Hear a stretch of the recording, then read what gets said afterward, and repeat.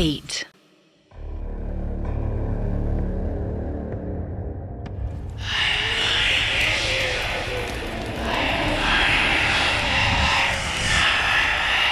Sir, ये आवाजें कैसी हैं?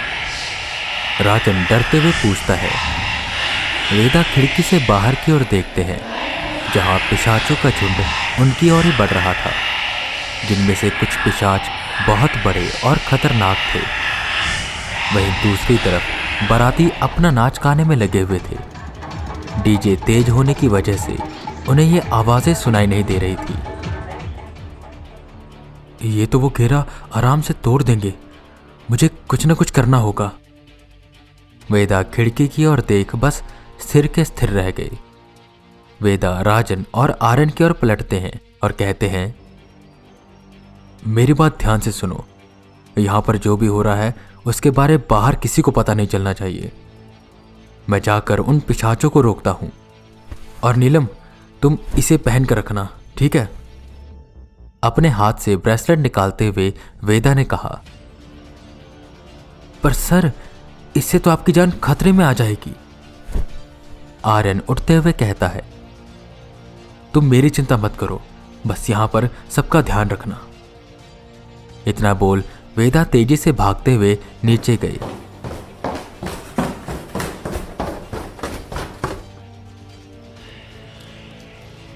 पिशाचों का टोला गांव की ओर बढ़ता जा रहा था और शायद साउथ की दिशा में ही उनका राजा पिशाच राज था। वह भी घेरे के अंदर ही थे कि पिशाच उड़ उड़कर उनकी ओर आने लगे और उन पर हमला करने लगे। वेदा किसी तरह बचते हुए जंगल में घुस जाते हैं। वो जंगल से दूर जाने लगे। पिशाच वही वेदा का पीछा कर रहे थे। वेदा बस भागते जा रहे थे। जब उन्हें लगा कि वो गांव से एक उचित दूरी बना चुके हैं, तब वो रुके। अपनी शिखा सेट कर, बाजुएं ऊपर कर, वो अब तैयार थे उनका सामना करने के लिए। पिशाच हवा में उड़ते हुए उन पर कूदने लगे। वेदा की शील्ड उन्हें रोकने में कामयाब हो रही थी, पर तभी दो बड़े पिशाच आए जो उनके सरदार लग रहे थे। वो वेदा पर हावी पड़ने लगे। वेदा का वो टैटू चमकने लगा और उनकी आंखें पूरी सफेद हो गई। पर इससे वो पिशाच डरे नहीं। उनमें से एक सरदार आगे आया और उसने वेदा को उठाकर दूर फेंक दिया। वेदा के दाएं हाथ पर चोट लगी। दूसरे सरदार ने वेदा को गले से पकड़ लिया और उनका दम घुटने लगा। वेदा की आंखें बंद होने लगी कि तभी एक आवाज आई, ठहरो, उसे मेरे पास लेकर आओ। यह आवाज सुनते ही वेदा बेहोश हो गई।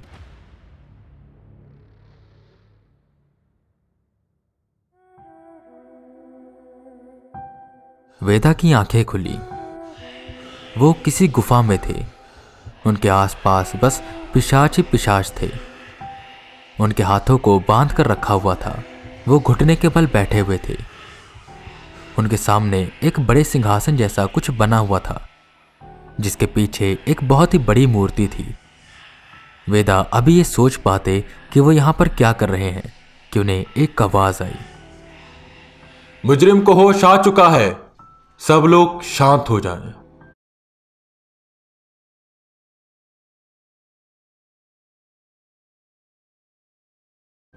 पिशाच राज आने वाले हैं। चिल्लाते हुए सारे पिशाच बिल्कुल शांत हो गए और चारों तरफ एक सन्नाटा छा गया। तेज कदमों की आवाज आने लगी। एक बड़ा सा दानव जैसा दिखने वाला कोई उस सिंहासन पर आकर बैठा।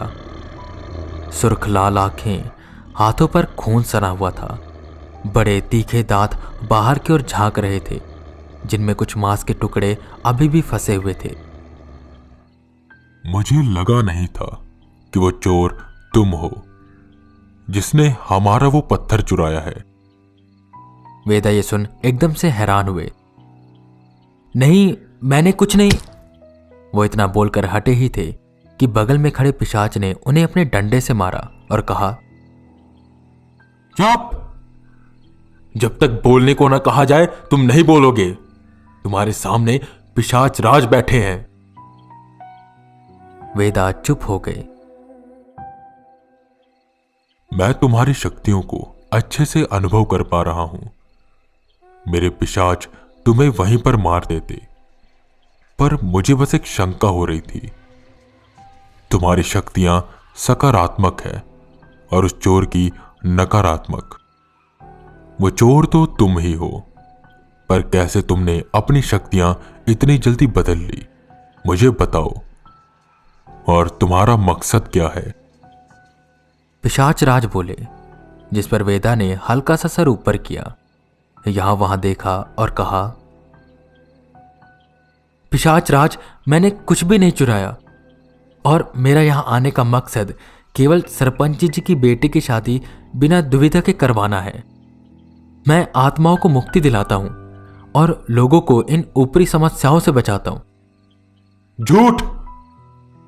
पिशाच राज चिल्लाए। तुम्हारे हाथ पर बना वो चित्र हमने खुद देखा है। तुम ही हो वो जिसने हमारा वो तिलस्वी पत्थर चुराया है। अपनी इन बातों में मुझे उलझाने की कोशिश मत करो। मेरा वो तिलस्वी पत्थर वापस करो। पिशाच राज ने कहा, जिस पर वेदा खड़े हुए और बोले, कौन सा तिलस्वी पत्थर? मुझे कुछ पता ही नहीं है। और रही ये चित्र की बात, ये अपने आप मेरे हाथ पर आ चुका है। बचपन से ही मैं आत्माओं को देख सकता हूं। इसकी वजह से ना जाने मैंने कितना कुछ झेला है। रोज नई नई मुसीबतों में फंस जाता हूं। और अगर मैंने चोरी की होती तो मैं गधा हूं जो वापस यहां पर आता। वेदा का वो टैटू चमकने लगा। उसमें से तेज सफेद रंग की रोशनी निकलने लगी, जिससे वो पिशाच राज एकदम हैरान हो गए। ठीक है, वैसे उसका वो चित्र काले रंग का था और तुम्हारा सफेद है। तुम्हारे अंदर से सकारात्मक ऊर्जा आ रही है और उसके अंदर नकारात्मकता थी, पर इसका मतलब यह नहीं कि तुम बेकसूर हो। जरूर तुम्हारे वो परिचित का होगा। कौन? और आप किसकी बात कर रहे हो?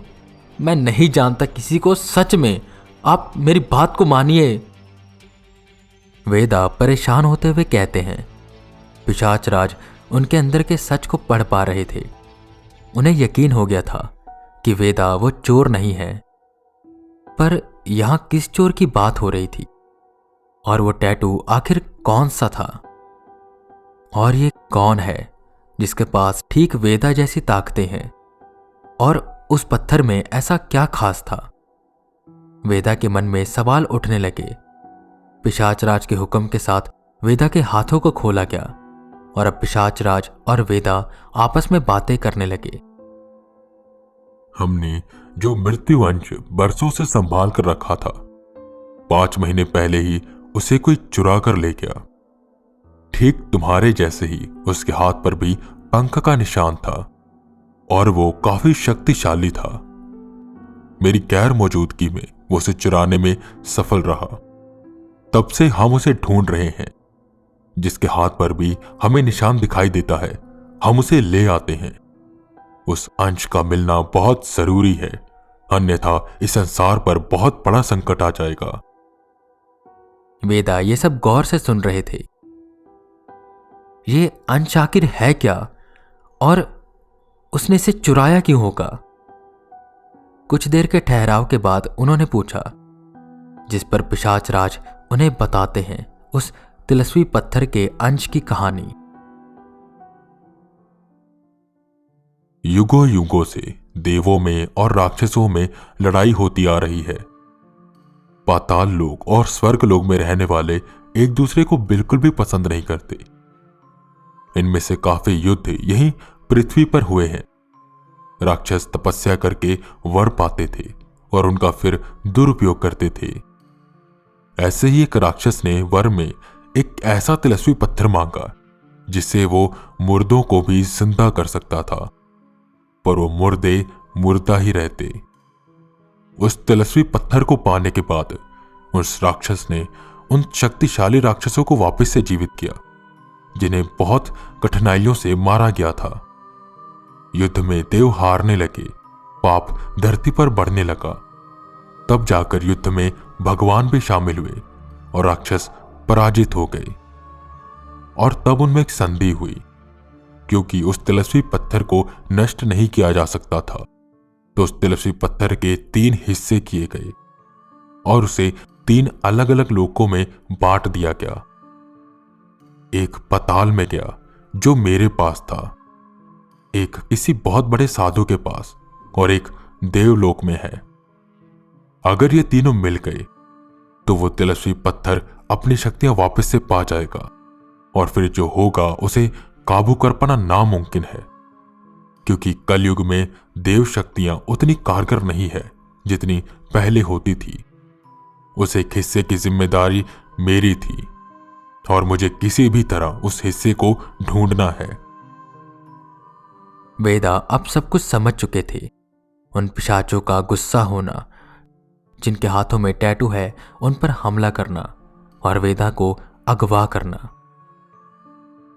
अगर इस तिलस्मी पत्थर से मुर्दों को जिंदा किया जा सकता है और वो जिंदा होने के बाद भी मुर्दा ही रहते हैं, तो मतलब वो एक तरह के ज़ॉम्बी हुए। और अगर ये चीज हो गई तो सच में इसे काबू कर पाना बहुत मुश्किल होगा। उन्हें भी डर लगने लगा, पर उन्होंने पिशाचराज से कहा, आप चिंता मत करिए, मैं उस हिस्से को जरूर ढूंढूंगा और आपको वापस करूंगा। शायद अब मुझे पता चल चुका है कि मुझे ये शक्तियां क्यों मिली हैं और मैं उसे जरूर रोकूंगा। पर आप इन गांव वालों को कुछ मत कहें, इन्होंने आपका कुछ भी नहीं चुराया। पिशाचराज वेदा की बात को समझते हैं। उन्हें कहीं न कहीं वेदा पर भरोसा हो रहा था, क्योंकि वेदा की ताकतें कोई सामान्य नहीं थी और उनकी पावर भी काफी पॉजिटिव थी। पिशाचराज हामी भरते हैं और अपने सर से एक बाल तोड़ते हैं। उन्होंने उसे वेदा की ओर बढ़ाया। वेदा की ओर बढ़ाते ही वो एक धागे में बदल गया, जिसमें एक पत्थर लगा हुआ था। उस पत्थर पर एक निशान बना था, पिशाचराज के पंजे का निशान। ये लो, इसे हमेशा पहन कर रखना। कोई भी पिशाच ये देखने के बाद तुम पर हमला नहीं करेगा। और अगर कभी भी तुम्हें पिशाचों की मदद की जरूरत पड़ी तो सच्चे मन से याद करना। वेदा पिशाचराज का धन्यवाद करते हैं और उस धागे को गले में पहन लेते हैं। वहीं दूसरी तरफ आर्यन और राजन वेदा के लिए काफी चिंतित हो रहे थे। जंगल से आती आवाजें भी बंद हो चुकी थी। एक एक सेकंड उनके लिए 1 घंटे के समान हो चुका था। तभी उन्हें वेदा का फोन आया। हेलो हेलो सर, कहां पर हैं आप? और आप ठीक तो है ना? राजन ने पूछा। राजन, मैं ठीक हूं। मैं गांव के बॉर्डर पर हूं। फर्स्ट एड लेकर जल्दी से यहां आओ और गांव वालों को बता दो कि अब उन्हें डरने की कोई जरूरत नहीं है। वो पिशाच उन्हें कभी भी तंग नहीं करेंगे। ये सुन आर्यन और राजन एकदम से हैरान हो गए। उन्होंने ये खुशखबरी सरपंच जी को दी और उस गांव के डॉक्टर के साथ वो गांव के बॉर्डर पर पहुंचे, जहां जख्मी हालत में वेदा जमीन पर गिरे हुए थे। सरपंच जी भी आर्यन और राजन के साथ आए थे। सर, ये चोटें कैसे लगी आपको? डॉक्टर, जल्दी से देखो, आर्यन ने कहा। डॉक्टर जल्दी से वेदा को उठाते हैं और उनका चेकअप करते हैं। इनके तो दाएं हाथ की हड्डी टूट चुकी है और सर पर भी काफी चोटें आई हैं। हमें जल्द से जल्द इन्हें क्लिनिक लेकर जाना होगा। राजन और आर्यन वेदा को उठाकर वहीं पास के क्लिनिक में लेकर गए। दूसरी तरफ शादी बिना किसी दुविधा के हो रही थी। सरपंच जी वेदा का धन्यवाद करते हैं और जितने पैसों का उन्होंने वादा किया था उससे ज्यादा पैसा उन्हें देते हैं। राजन और आर्यन भी काफी खुश हो गए थे कि ये मिशन पूरा हो गया। पर वहीं वेदा ये जानते थे कि मिशन खत्म नहीं बल्कि अब शुरू हुआ है, जहां उन्हें तलाश करनी है उस तिलस्मी पत्थर के हिस्से की। उनका इलाज हुआ, हाथ पर प्लास्टर चढ़ा और सर पर भी चोटें आई थी तो वहां पर भी ड्रेसिंग हुई। गांव वाले उनका धन्यवाद करते हैं और वेदा वहां से बनारस के लिए राजन और आर्यन अपने अपने घरों के लिए निकल जाते हैं। पर जाने से पहले वेदा उन्हें एक काम सौंपते हैं, उस तिलस्मी पत्थर के बारे में पता लगाने का काम, जिसे वेदा ने नाम दिया था स्टोन ऑफ डेथ।